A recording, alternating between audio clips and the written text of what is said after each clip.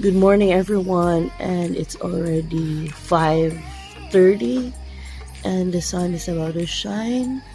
So that's a view outside of our kitchen. So we're about to start our cooking now. So put oil on it.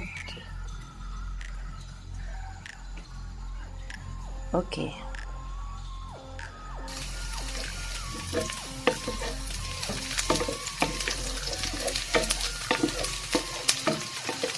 Okay, put the garlic first. Then add the onions. Then add the pork.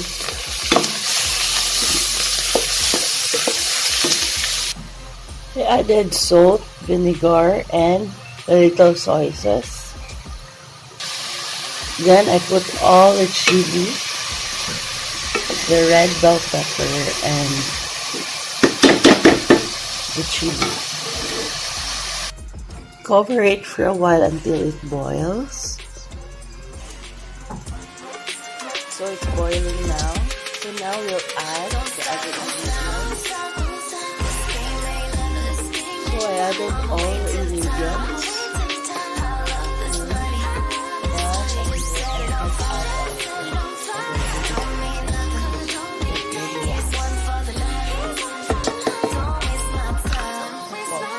Cover it there.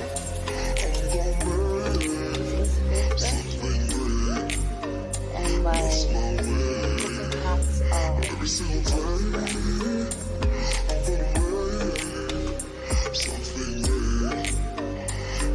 so like after 5 minutes, it's already boiling. We're about to be done.